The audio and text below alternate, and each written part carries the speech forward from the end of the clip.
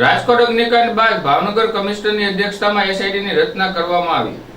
ગુજરાતમાં ગઈકાલે ફરી એક વખત સુરતની તક્ષશિલા અગ્નિકાંડની યાદો તાજી કરવાનો કિસ્સો રાજકોટમાં બનવા પામ્યો હતો, જેમાં ટીઆરપી નામની ગેમ ઝોનમાં ભીષણ આગ લાગ્યા બાદ અનેક લોકો મૃત્યુ પામ્યા છે.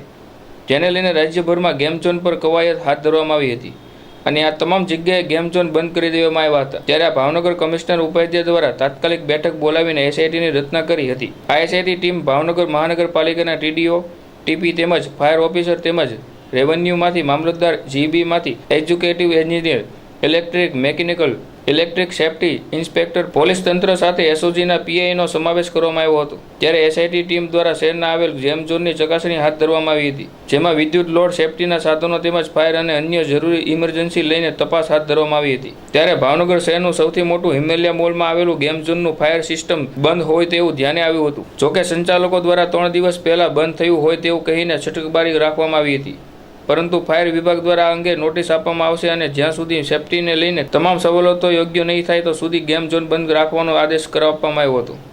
તેમજ ભાવનગર શહેર અને શહેર બહાર આવેલા તમામ ગેમ ઝોનમાં આ રીતની તપાસ કરીને કમિશનરે રિપોર્ટ આપવામાં આવ્યા હતા.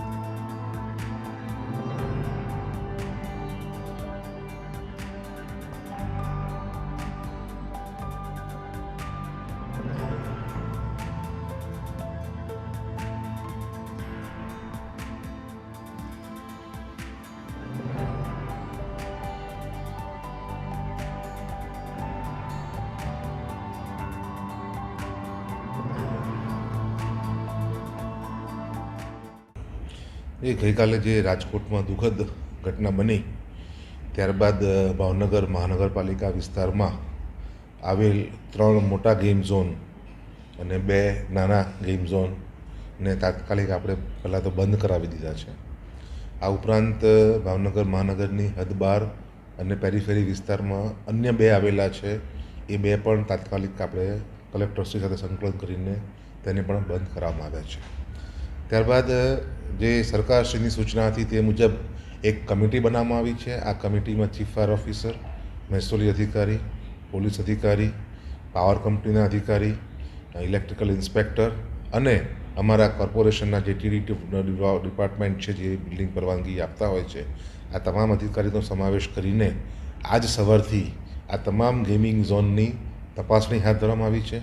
એક બૃહદ ચેકલિસ્ટ સરકારશ્રી દ્વારા આપવામાં આવ્યું છે.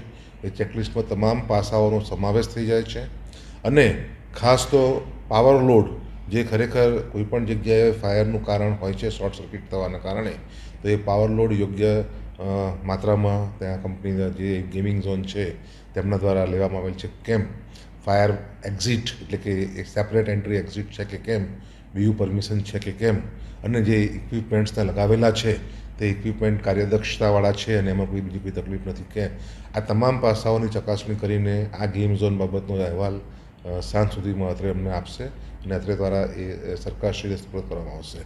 વધુમાં આ તપાસણીમાં જે પણ કોઈ ખામી જણાશે તો એ ખામી જ્યાં સુધી દૂર કરવામાં નહીં આવે ત્યાં સુધી કોઈ પણ ગેમિંગ ઝોનને ચાલુ કરવા માટે પરવાનગી આપવામાં આવશે નહીં અને એ ખામીનું રેક્ટિફિકેશન થયા બાદ જ ચાલુ કરવા માટે પરવાનગી આપવામાં આવશે. અત્યાર સુધીમાં કોઈ એવી ખામી મળી કે નોટિસ આપવામાં આવી?